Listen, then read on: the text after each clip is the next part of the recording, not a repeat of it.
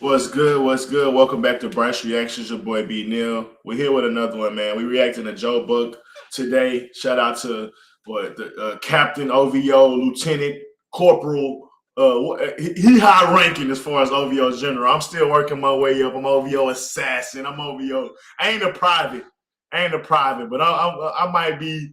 Well, let me see. I might be Sergeant Major, OVO General, or something like that. But the reason I say that he just going crazy.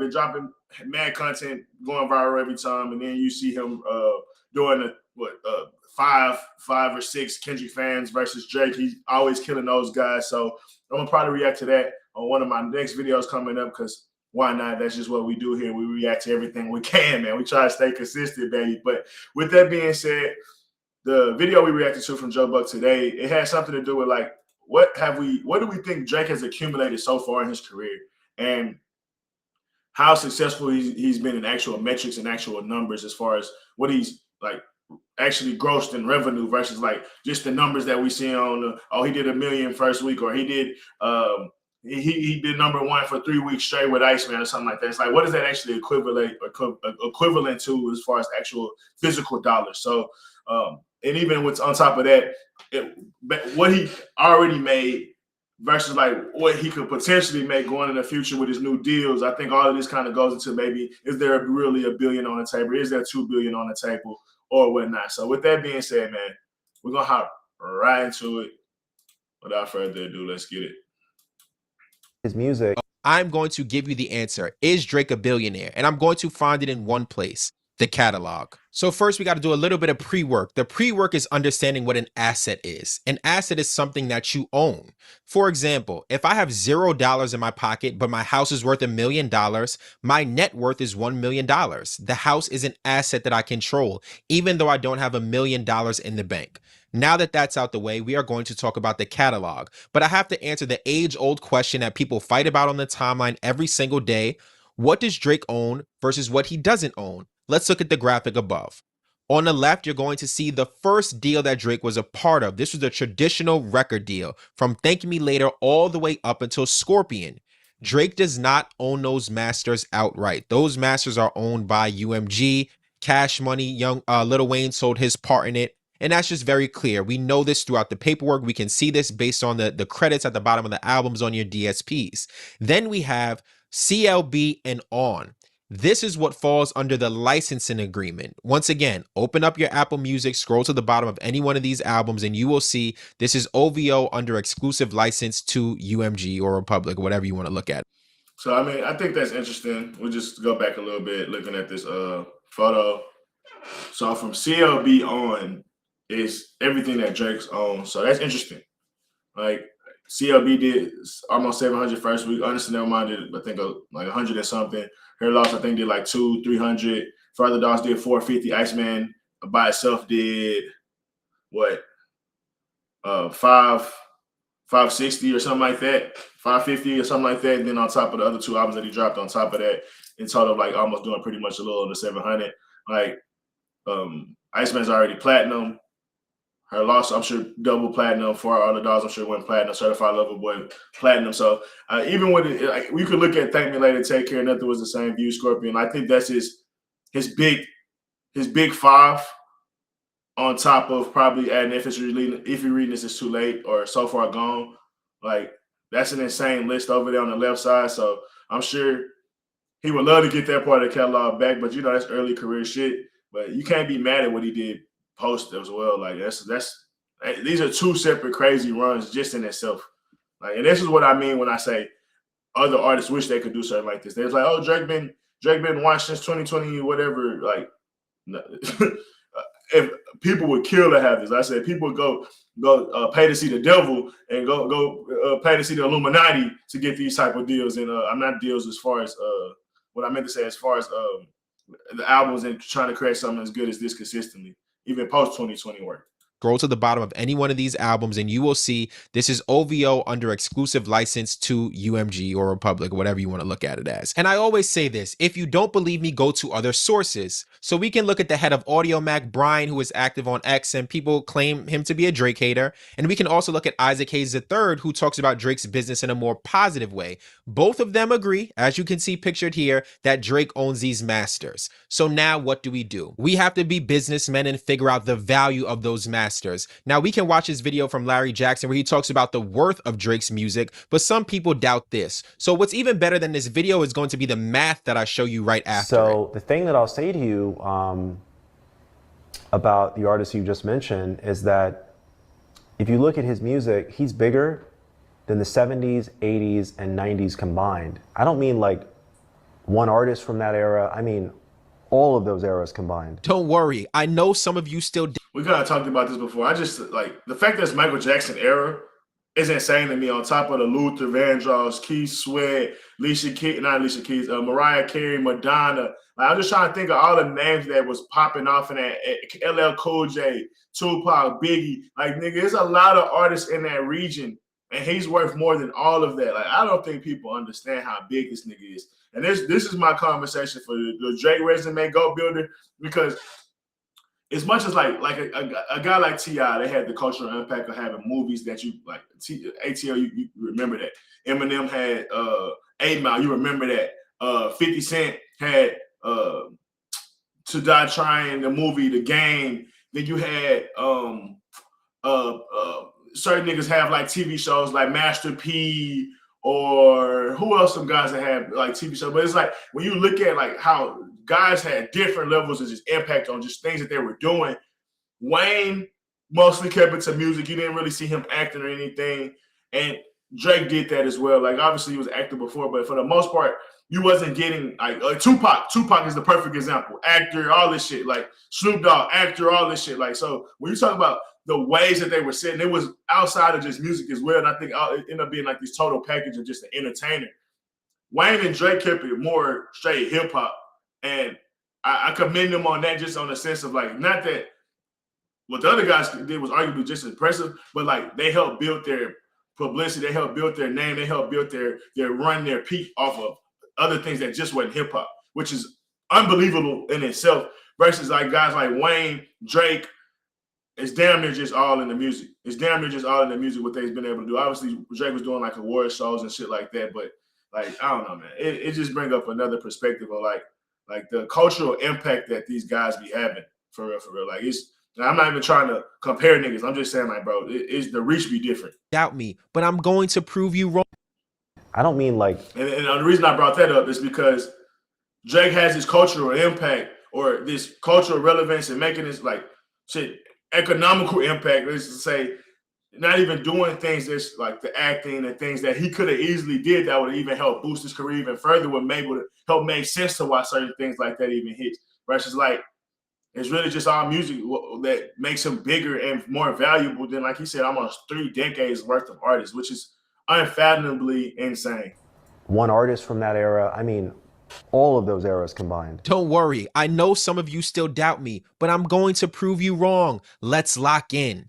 So he just told you that Drake's catalog is worth these eras combined, but I want to put a dollar amount on it. So here's what we're going to do. We're going to look at comps. So I used the example of a house before. If you want to know what your house is worth, you look at the homes in your area that are similar to yours and you see what they've sold for recently. That sets the market for your home. There's going to be a low end price, a high end price, and a median price. That sets the market. If you're a little bit younger, you might know an app called StockX. If you want to know what your sneakers or your clothing is worth, you look at the market. What did the sneaker sell for a week ago? What are people selling it for now? What's the high? What's the low? What is the market for this thing? We are about to do this together for Drake's catalog. So the comp we're going to use for Drake is actually Justin Bieber, and I chose Bieber for a specific reason. Number one, he sold his catalog, so that's going to set the market. Number two, Justin was signed to a similar deal that Drake was in their initial record deal. Look here, and remember where I told you look for Drake's initial deal in the Well, I kind of see where he's going with this. I just want to say it does make sense, like when you start talking about the $1 billion deals, because it's like the hip hop guy selling their catalog is somewhat fairly new, 20, 30 years worth of data, maybe not even like, and it's not consistent data. Every year there's a new contract getting sold. Every year a major catalog is getting sold. It's not like that. It takes like 6, 7 years for to build the catalog, then another 5 years for the guys to grow and eat off of it, then they sell it and shit like that. So it takes 10 years down there for each artist versus like in the NFL, there's a new guy retiring, there's a new guy signing a contract, and he might be the best player in that position that every time or each year there might be a new guy that proved that he was the best player that may make an argument to raise the new standard to how much a guy may be getting paid, whether it's a quarterback, a running back, cornerback, or receiver, or whatever it may be. So with Drake in these conversations, like it's so fairly new, there's not a lot of data. Like the presidents are constantly being set. So when he brings up Justin Bieber, already sold his catalog, it's like whatever he may sold his catalog for, like it makes sense, but it's going to be one of these guys eventually that's going to come around like Michael Jackson that like when you compare, I mean, not Michael Jackson, Michael Jordan, when you look at his career and what he grows compared to the Scottys, the Charles, even the Magics and Larrys, like it's exponentially so much different. And then if you even look at him compared to like LeBron, like how those like it just kept like the growth rate kept growing versus like a nigga now could be down near the 7th, 8th man on the bench and be getting some like arguably 10 million less than what Michael Jordan was getting in the 90s. So it's like one of these days there's going to be a guy that breaks the new norm that sets a standard for everybody else. Like, for instance, I remember Patrick Mahomes, he got the 10-year deal worth however $500 million, I think it was, or some ridiculous number like that. And I think they just readjusted some of the things and given him another year or some money or down the line or something like that. I think it was another guy in baseball years ago. I can't remember the guy's name. He did a 10-year contract. It might have been O'Tunhay, or if not him, it was another guy. So every few years or decades or so, even with sports, when this guy's signing new contracts and everything like that every year, it takes decades for it to be that one guy that really changed the actual norm. For hip hop, it may take 30, 40 years of us seeing hip hop grow before we like, oh, damn, that's what a catalog could possibly be worth. Now, everybody after that may start making more on their catalogs, or eventually the next 10, 20 years, you might start seeing the trickle-down effect or something like that, just based on like how long it may take in hip hop versus, like I said, those everyday contracts in the NFL and NBA. But very interesting topic that I think he's about to get into. Credits on your DSP. Justin Bieber sold everything for $200 million. The masters, the publishing, and any equity that he had in any of his recordings, gone. He took the upfront bag instead of waiting for the long term. Now, there's nothing wrong or right with that. That was his business decision. But I'm talking to you about $1 billion or more than $1 billion. 200 million is really far off from that. So how are we even talking, or why are we even talking about this number? I'm talking about it because there's a big difference between Drake and Justin Bieber. Let's walk through the numbers. So we're going to start here on the Justin Bieber side. We know that he sold everything for $200 million. He had about 290 songs in a catalog that spanned over the course of 13 years. And if you look at his estimated annual royalties, we estimate that he was, well, not we, right? He actually got paid for this. They estimate that he was making about between $8 to $10 million per year, but they paid him out $200 million. And the way that they did this was they paid him out at a 20x multiple, meaning essentially they paid him 20 years worth of money up front so that they would eat in the long term and continue to exploit that catalog. So he got $200 million and he was making about $10 million per year, took the upfront bag, and he walked away with nothing, right? He gave up everything. So I just want to look at this because he's explaining some things. I just want to look at some of the fine print. So estimated total royalties a year, 8 to 10 million versus Drake, 50 to 7 million, 70 million. That's huge in itself. And that's the difference between possibly being $1 billion. Because so in 15 years, you'll pretty much be able to get a bill. And that's not including tours and anything like that. I'm not assuming. Just say master publishing and label equity. And I'm sure like some of these things be like more 360, where there's even even more stuff outside of that. So I wonder how could you boost that 50 or 70 to like 85, 90, and where you recoup that in almost 10 years or anything like that. So it's just interesting. They both have the same amount of monthly listeners. So it's like, why is Drake catalog getting that 50 to 7 million? I wonder if that's the tours, is like what's included into that in total. But in general, it's like or excuse me, like it's almost $1 billion, almost $2 billion that it say he's worth. Like that's honestly insane. Versus his shit only 200 million. Like same amount of songs, label equity. I guess that makes a difference, but only 10 more songs. Catalog started around the same time, but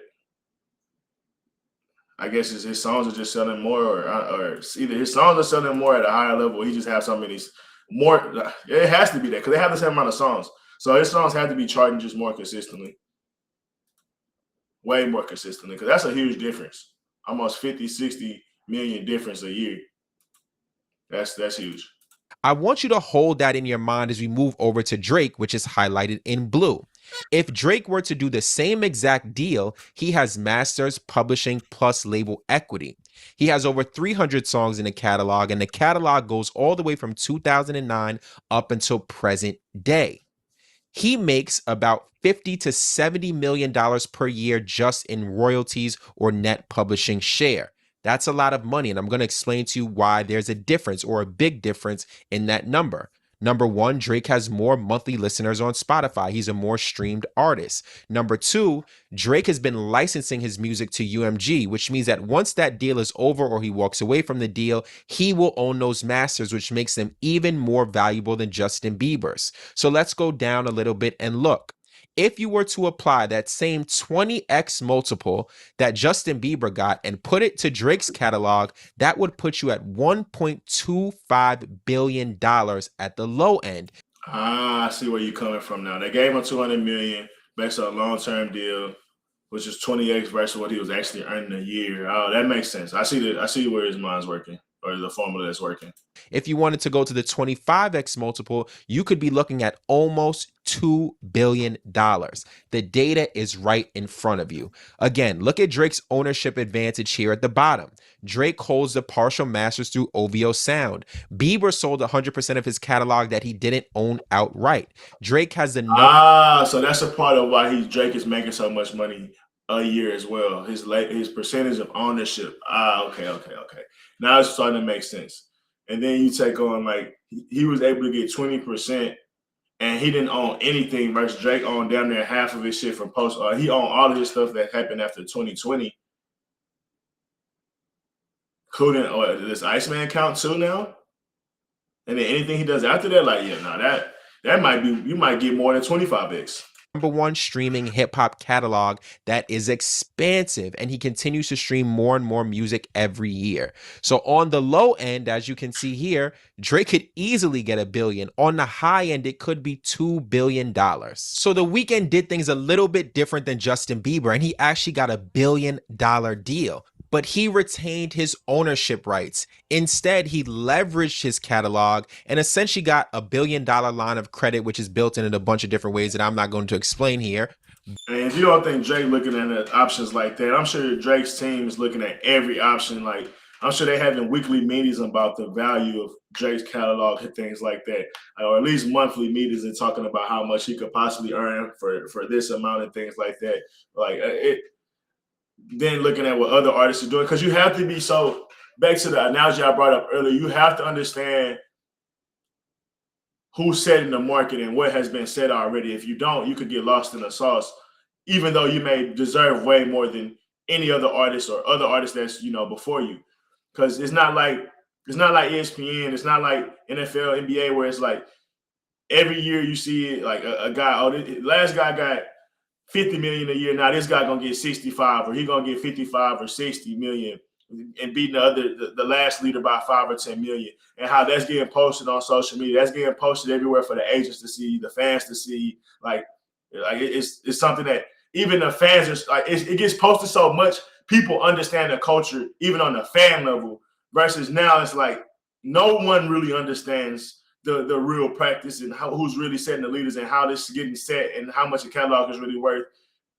Even if you see the deals getting done, let alone like the fans and artists actually being hip to the culture of like the standard that should be set, or the standard that's like constantly being changed based on who could be the potential new leader as far as like catalog and what it demands as far as value. Like it's way more shadier as far as like the information and data that's out there for these artists to use. So Drake has to be even more vigilant than, like I said, these sports players, and I'm sure he is, because it's even more easy to get tricked. So I think they have meetings and things like that all the time. And I'm sure he dissected everything about the Weeknd deal. I'm sure he dissected everything about the Justin Bieber deal. I'm sure he dissected everything about the Frank Ocean deal.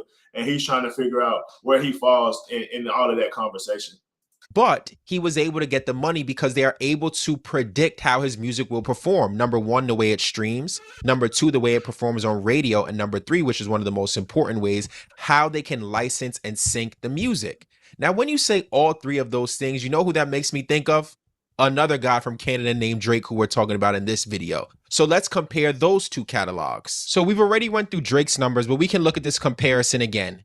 The Weeknd streams less than Drake, and his catalog is smaller because, again, Drake puts out a lot more music. So when you combine those two factors, if Drake was to go in and look for the same deal at the same multiple, he would get a bigger dollar amount than the Weeknd. In fact, the deal he could potentially get stretches him over $2 billion at the high end. And again, this could be the same thing where there's a joint venture where Drake retains ownership specifically over these newer projects because UMG will likely hold on to the masters from his previous albums, but Drake will continue to put out music time and time again. So again, it's simple math. I'm not selling you a dream. I'm selling you the facts. The numbers are in front of you. Don't believe me. It's facts over feelings. If other artists have gotten it, Drake is definitely eligible to get it. And that's why I told you one of the main deals that could be on the table for Drake in his upcoming negotiations or him potentially exiting UMG is looking at a private equity firm. So let's look at all the deals. Justin Bieber sold the house. He sold everything. I keep making this house comparison.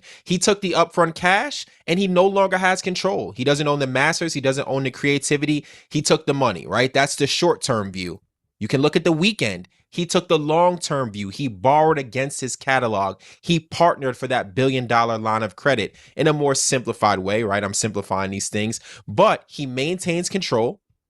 He maintains ownership. He has some creative rights, but he has access to the money. And then you look at what can Drake do. The options are on the table and all of them start with B. He can do what Bieber did and take the short money up front. He can do what the Weeknd did and take the partnership with private equity and have financing to do more work and more projects and maintain creative control. Or he can hold and wait. And I think that's the period we're in right now. Negotiating with UMG, looking at Sony, looking at private equity, all those things are on the table. But I want you to think about who had the best deal. Did Bieber do it better? Did the Weeknd do it better? And what should... For sure, the Weeknd did it better. Borrowing against it, still having like a portion of your catalog. Yeah, no, Beef. Obviously he's going 200 million. He put that in stocks. He could double that in 2-3 years at minimum. He could double that in a year, to be honest. A couple months, to be honest. But let's just say you did do a deal, or you went into some business or something and you lost some money, or you went Mike Tyson on it. You went, some of the legendary guys that went broke. You don't have nothing else to rebuild on unless you go in and put that hard work in. So to sell everything and not have any percentage of coming in for you down the road is like just pretty much giving away your retirement and say, I just take whatever you give me now and I'll figure it out later. Which for Justin Bieber, that you got to go down the worst case scenarios. But even then, I'd take the Weeknd situation any day of the week. Like, you borrowed against it, so pretty much you still keep your stocks. You just like taking a loan out on what you already show that you have in the market. Like, then ain't no tax on that and shit like that. Like, I'm just basing on that analogy. Like, Weeknd definitely killed, doubled in money. Bieber's not as big as the Weeknd, but just as, like, it's close enough. But Drake do. Weeknd got way more money and kept his catalog. It's not a conversation. Because Drake is holding the cards. Bieber sold the house, the Weeknd borrowed against it, but Drake still owns the block and he's adding to it by putting out more work. You sell it, you finance it, or you hold it. The numbers don't lie. So shout out to Joe Buck. Really great video, really great research. I think he even came up with a lot of those PowerPoints and things himself, or I haven't seen any of those things before. If that was a website or something, that was a pretty interesting website breaking everything down. I really think that was Joe Buck that created that. But let's go back to what we were talking about with Tony Ayo and Uncle Murder earlier this month, talking about there's B's on the table and how people were talking about it might be $2 billion or more on the table based on what he could leverage, based on what his catalog is actually worth to people. And based on what Drake said, they got the data wrong. Depending on how wrong they got it, if we're closer to what Larry Jackson said, and it's not fluff, the 3 decades worth of him being worth more than that, ain't no way. It ain't no way that those 3 decades, when you talk about how huge those artists were only worth a couple, $2 or $3 billion. I would say that shit was closer to 50 or 100, because it's like the Beatles. Like, it was a lot of niggas dropping in that era. So like, I'm thinking there's billions of dollars that Drake is technically more like valuable than, based on what Larry Jackson said. And if that's the case, going into his new deal, why would he take anything less than $1 billion? That would be blasphemy. Why would he take anything less than ownership? That would be blasphemy when you're making more than some of the greatest acts we've ever seen in our life, some of the greatest groups we've ever seen in our life, whether white or black. It's a different conversation, man. But with that being said, make sure y'all like and subscribe, man. We're on the road to 500. It's been fun. It's been beautiful. Y'all have a good one. Peace.